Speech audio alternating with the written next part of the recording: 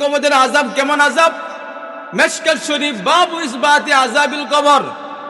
আবু হুরায়রা রাদিয়াল্লাহু তাআলা আনহু থেকে একটা হাদিস বর্ণিত, বারা ইবনে আযিব থেকে একটা হাদিস বর্ণিত।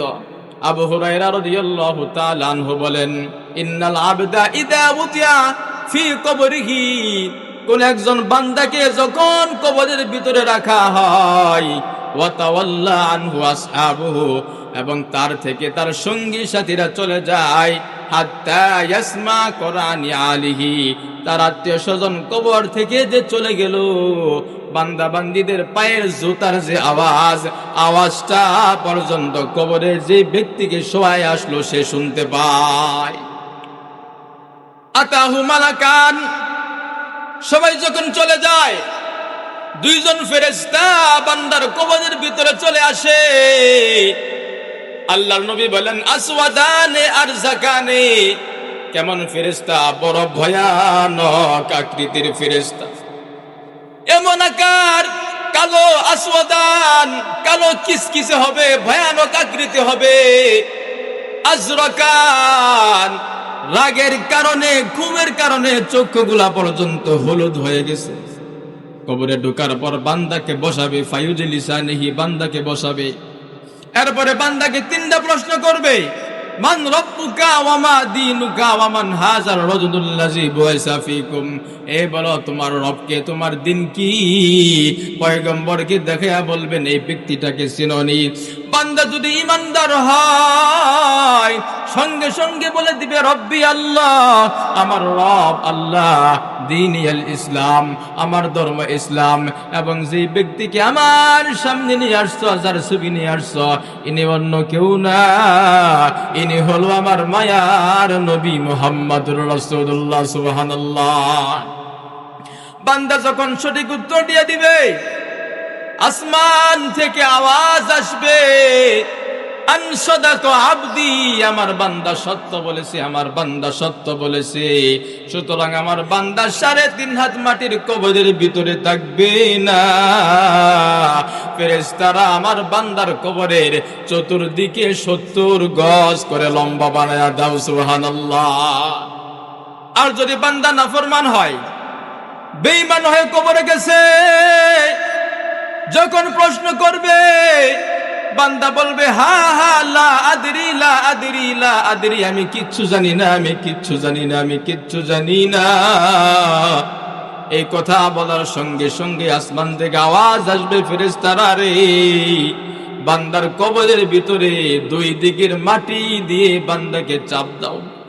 ফেরেশতারা বান্দার কবরের ভিতরে এমন চাপ দিবে রে, বান্দার এক পাশের পাজরের হাড়গুলা আরেক পাশে ঢুইকা যাবে। এত আযাব বান্দার উপরে কবরের ভিতরে শুরু হয়ে যাবে। বারা ইবনে আযিব থেকে বর্ণিত একই হাদিস, একটু পার্থক্য।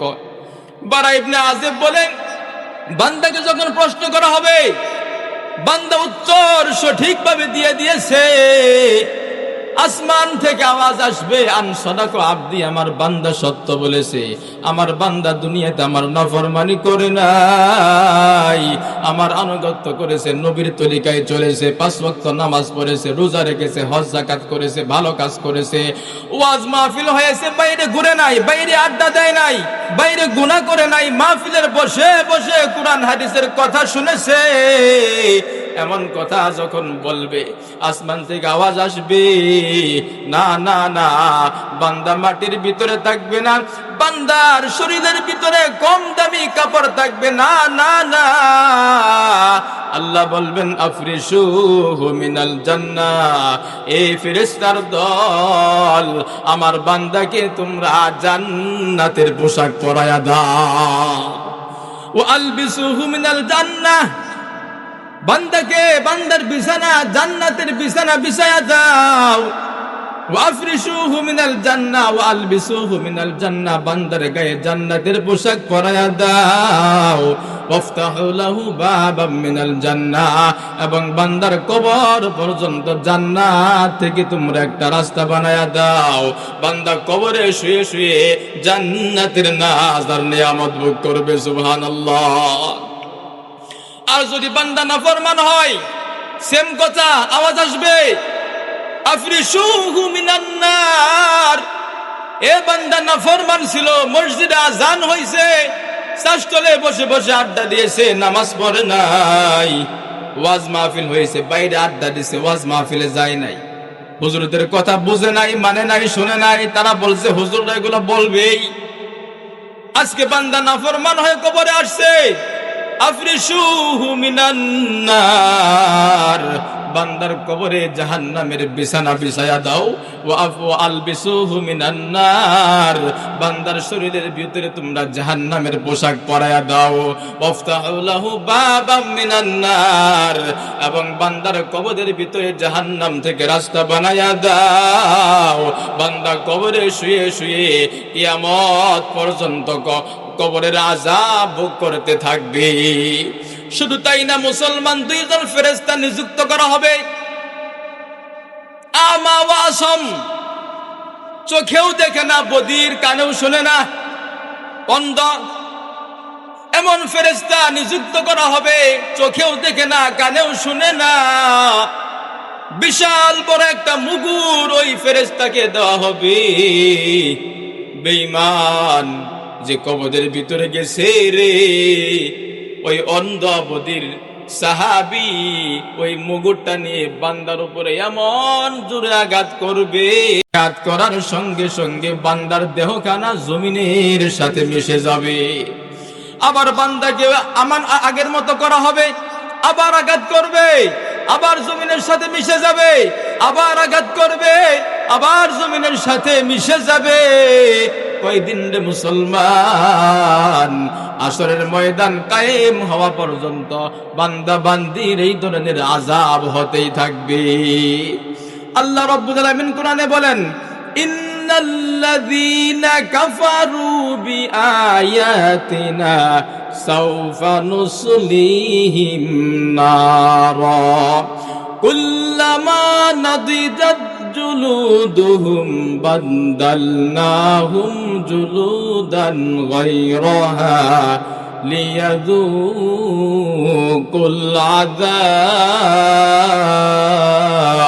আযাব। আল্লাহু আকবার। আল্লাহ বলেন, ইন্নাল্লাযীনা কাফারু বিআয়াতিনা, নিশ্চয় যারা দুনিয়ার ভিতরে আমার নিদর্শনগুলোকে অস্বীকার করেছে, সাওফা নুসলিহিম নারা, অবশ্যই অবশ্যই অচিরেই আমি তাদেরকে জাহান্নামে ঢুকাইয়া দিব।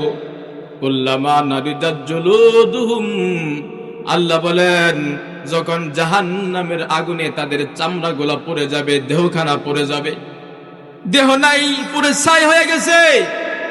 আল্লাহ বলেন বাদদালনাহুম জুলুদান গায়রাহা, চামড়া পুড়ে গেছে, আবার আমি নতুন চামড়া বানায়া দিব, আবার নতুন চামড়া বানায়া দিব। কেন?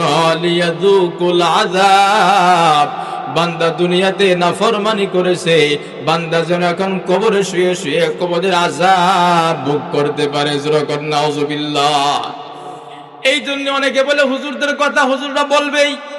আল্লাহ এটাও বলেন, রব্বানা আবসারনা ওয়া সামি'না ফারজি'না না'মাল সালিহা ইন্না মুকিনুন।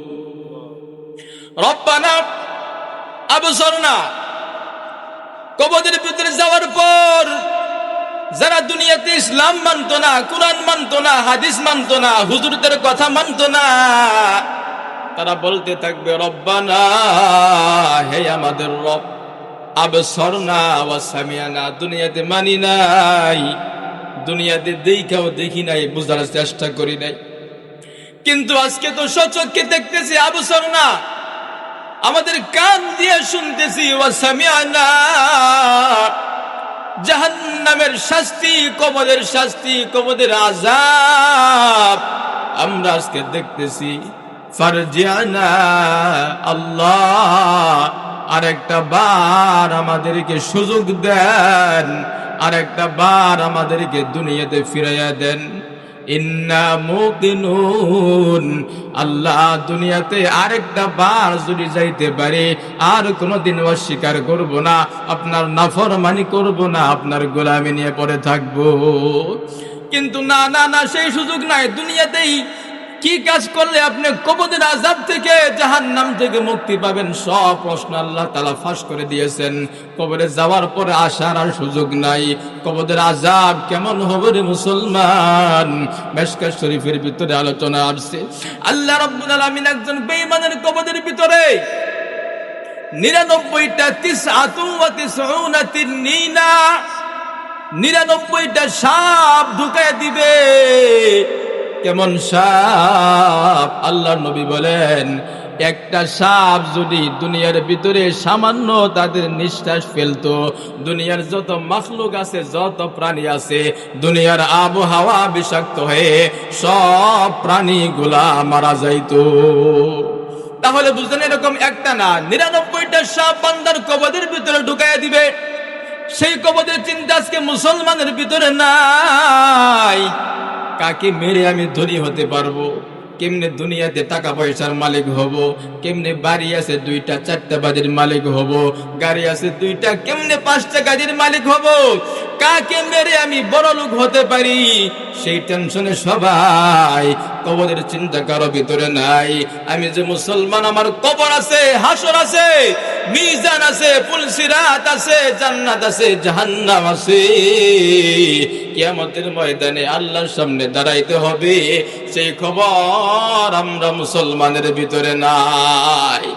আরে জাহেল না হো গাফিল, यही दुनिया से तुझे जाना है, तुझे एक दिन अपना मुँह खुदा के पास दिखाना है, तुझे एक दिन अपना मुँह खुदा के पास दिखाना है। মরতে হবে, কবরে যেতে হবে। কবর প্রত্যেক দিন আমাদেরকে ডাকে, আমাদের তো খবর নাই। কবর প্রত্যেক দিন প্রত্যেক ব্যক্তির নাম ধরে ডাকতে থাকে, ইয়া ফুলান আপনা ফুলান, হে অমকের সন্তান অমক, আনা বাইতুল ওয়াহদাহ, আনা বাইতুল গুরবাহ, আনা বাইতুদ্দুদ।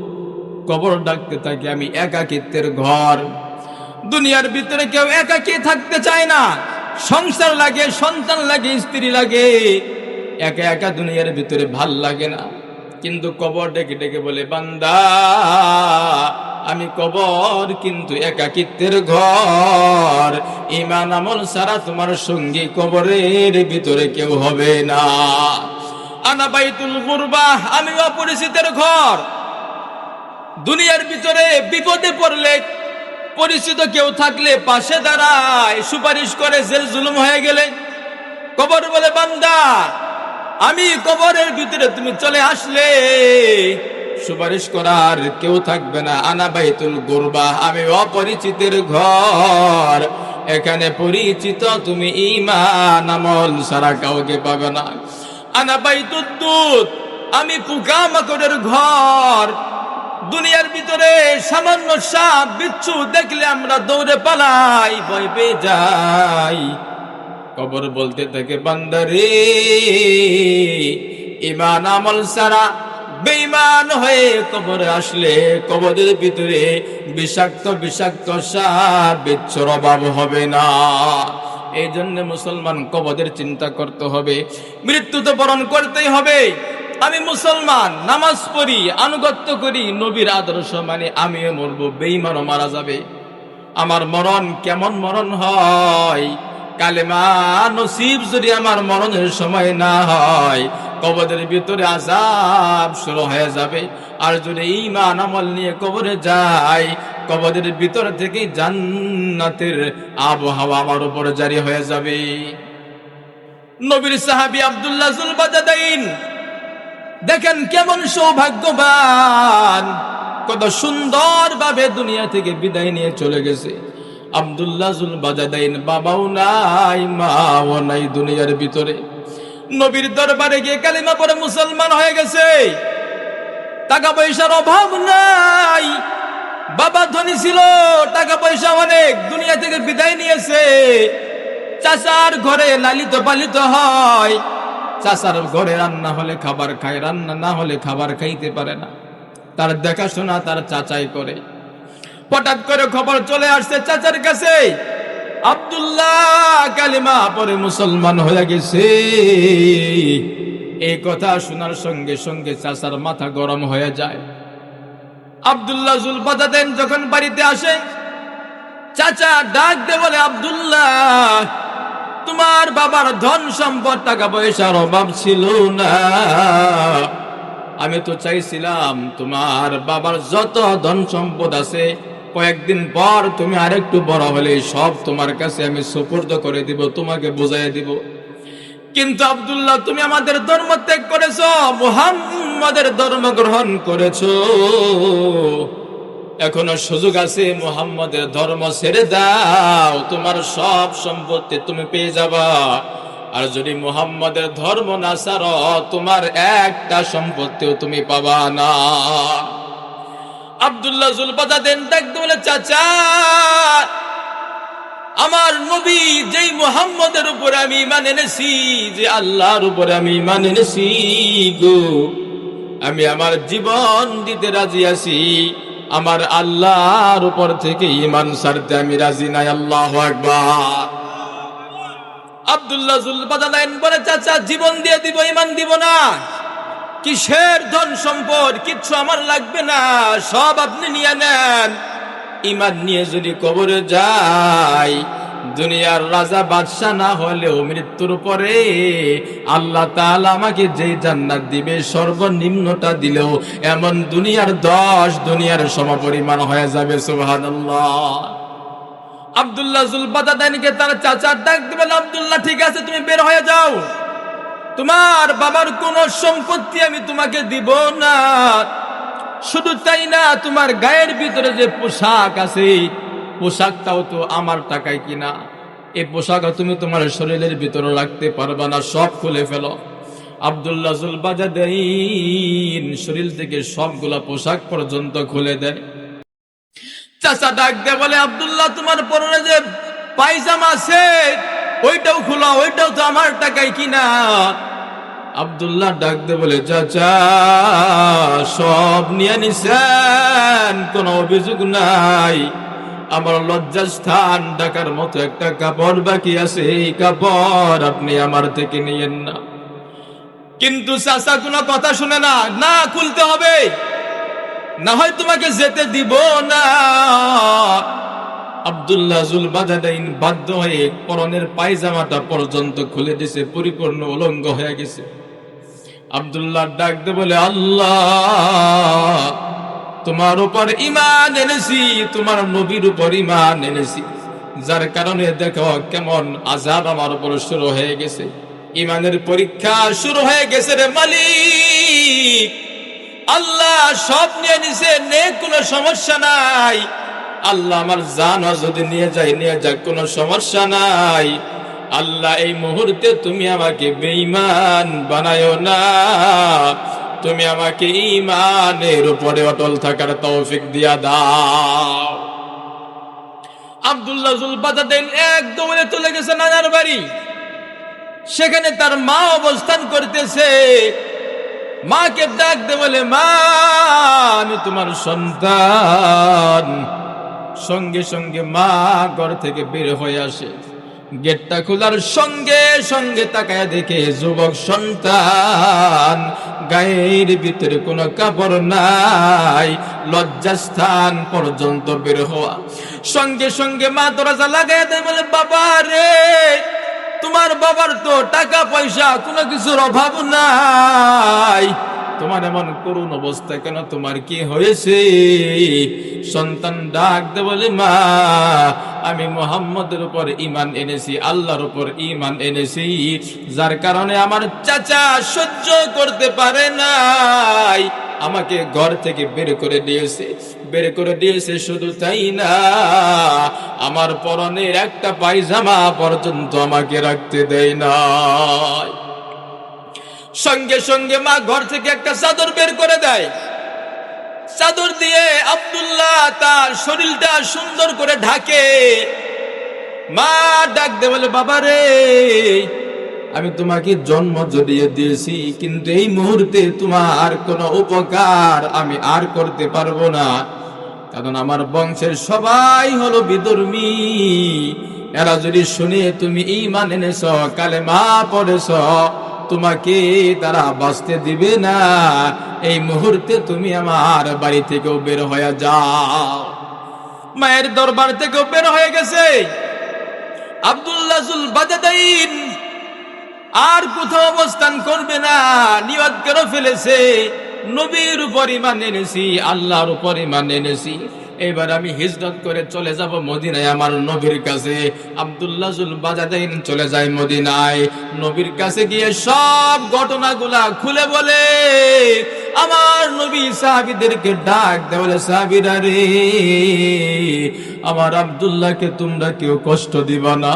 আব্দুল্লাহর বাবা নাই, আব্দুল্লাহর মা থেকেও নাই। অসংখ্য অগণিত টাকার সম্পদ আব্দুল্লাহর ছিল, সব রেখে ইসলামের জন্য, দ্বীনের জন্য, আল্লাহকে ভালোবেসে, আমি নবীকে ভালোবেসে, জান্নাতের আশায় সব কিছু ছেড়ে দিয়ে চলে আসছে মদিনায়। তোমরা সাহাবীরা যা খাবা আব্দুল্লাহকে তা খাওয়াবা, তোমরা সাহাবীরা যা পড়বা আব্দুল্লাহকে তাই পড়াবা, আব্দুল্লাহকে কেউ কষ্ট দিবা না। কয়েকদিন যেতে না যেতেই তাবুকের যুদ্ধের দামামা বেঁধে যায়। আব্দুল্লাহ জুল বাজাদাইন নবীর কাছে চলে আসে। নবী ডাক দে বলে, সাহাবীরা রে, তাবুকের যুদ্ধে তোমরা কারা কারা যাবা, তোমাদের নামটা লেখায়া দাও। বাড়ি থেকে তোমরা আত্মীয় স্বজনদের কাছ থেকে বিদায় নিয়ে আসো। আব্দুল্লাহ জুল বাজাদাইন নবীর কাছে গিয়া ডাক দে বলে, নবী গো, আমি বড় অসহায়, আমার মা নাই, আমার বাবা নাই। অনেক সাহাবীরা বাড়িতে গিয়ে মার কাছ থেকে বিদায় নেয়, অনেকে বাবার কাছ থেকে বিদায় নেয়, অনেকে স্ত্রীর কাছ থেকে বিদায় নেয়, অনেকে সন্তানের কাছ থেকে বিদায় নেয়, ভাই বোনদের থেকে বিদায় নেয়। আমি কার থেকে বিদায় নিব গো আল্লাহর নবী? আমার তো কেউ নাই, দয়া করে আপনি আমার সব, আপনি আমাকে যুদ্ধে যাওয়ার জন্য অনুমতি দেয়া দেন। আল্লাহর নবী, বিশ্ব নবী আব্দুল্লাহকে ডাক দেওয়া, আব্দুল্লাহ ঠিক আছে, ইসলামের জন্য অনেক কুরবানি তুমি করেছো রে আব্দুল্লাহ, যাও যাও, আমি তোমাকে অনুমতি দিয়া দিলাম। আব্দুল্লাহ জুল বাজাদাইন যুদ্ধের জন্য রওনা হয়ে যায়, কিন্তু ভাগ্যের কি নির্মম পরিহাস, রাস্তার ভিতরে যাওয়ার পর হঠাৎ করে আব্দুল্লাহ জুল বাজাদাইন অসুস্থ হয়ে যায়। মারাত্মক গরমের কারণে অসুস্থ হয়ে যায়, জ্বর, প্রচন্ড রকমের জ্বর। আল্লাহর নবী আব্দুল্লাহ জুল বাজাদাইনকে দেখতে গিয়ে বলে, আব্দুল্লাহ, এমন বাহানা করে কেমনে তুমি, কেন তুমি যুদ্ধ করার জন্য আসলা? আব্দুল্লাহ ডাক দিয়ে বলে, নবী গো, জীবনে এমন কোন আমল মনে হয় নাই যে আমলের কারণে আল্লাহ আমাকে জান্নাত দিবে, কিন্তু আপনি তো বলেছেন যুদ্ধের ময়দানে বেঈমানের বিরুদ্ধে জিহাদ করতে গিয়ে যদি কেউ শাহাদাত বরণ করে, বিনা হিসাবে শহীদ আল্লাহর জান্নাতে চলে যায়। সুবহানাল্লাহ। পয়গম্বর, আমার মনে বড় আশা, শহীদ যদি হইতে পারি আমি আল্লাহর জান্নাতের মালিক হয়ে যাব। আব্দুল্লাহ জুল বাজাদাইনের জন্য নবী দোয়া করে, আল্লাহ, আব্দুল্লাহ জুল বাজাদাইন যদি যুদ্ধের ময়দানে নাও পৌঁছতে পারে, রাস্তায় যদি মারা যায়, আপনি আব্দুল্লাহ জুল বাজাদাইনকে শহীদ হিসাবে কবুল করে নিন। আব্দুল্লাহ জুল বাজাদাইনের মরণ রাস্তার ভিতরে হয়ে যায়। আব্দুল্লাহ জুল বাজাদাইন দুনিয়া থেকে বিদায় নিয়ে চলে যায়। আল্লাহর নবী চোখের পানি ছেড়ে কান্দে, সাহাবীরা কান্দে। ইসলামের জন্য কি পরিমাণ কষ্ট করেছে আব্দুল্লাহ জুল বাজাদাইন। আল্লাহর নবী ডাক দিয়ে বলে, সাহাবীরা রে, আব্দুল্লাহকে গোসল করাও, কাফন পরাও, আব্দুল্লাহর জন্য তোমরা কবর খনন করো। কবর খনন করা শুরু হয়ে যায়। দেখেন কেমন ভাগ্যবান, আল্লাহর নবী নিজে আব্দুল্লাহ জুল বাজাদাইনের কবরের ভিতরে নেমে গেছে, আর লাশ নিয়ে আসতেছে দুইজন জালিলুল কদর সাহাবী, হযরতে আবু বকর আর হযরতে ওমর। আল্লাহ নবী ডাক দিয়ে বলে, আবু বকর, ওমর, সাবধান সাবধান, তোমাদের ভাইয়ের লাশ তোমরা সাবধানে নিয়ে আসো, তোমাদের ভাইয়ের যেন কোনো কষ্ট না হয়। এইভাবে কবর পর্যন্ত নিয়ে আসে। আর একজন সাহাবী কুপি বাতি নিয়ে দাঁড়ায় আছে, রাত্রবেলা দাফন হয়ে যায়। ওই সাহাবীও সাধারণ কোন সাহাবী না, ওই সাহাবী হলো আল্লাহর নবীর জালিলুল কদর সাহাবী হযরতে আবু যর গফারি রাদিয়াল্লাহু তাআলা আনহু। আবু যর গফারি লাইট নিয়ে দাঁড়ায় আছে, আবু বকর ওমর লাশ নিয়ে আসতেছে, আর আল্লাহর নবী নিজে কবরের ভিতরে আব্দুল্লাহ জুল বাজাদাইনকে কবরের ভিতরে রেখেছে। তাহলে চিন্তা করেন কত সুন্দরভাবে তার মরণটা হয়ে গেল। এই জন্যই তো বলি, মরতে তো হবেই। আমার মরণ কেমনে হলো দেখার বিষয়।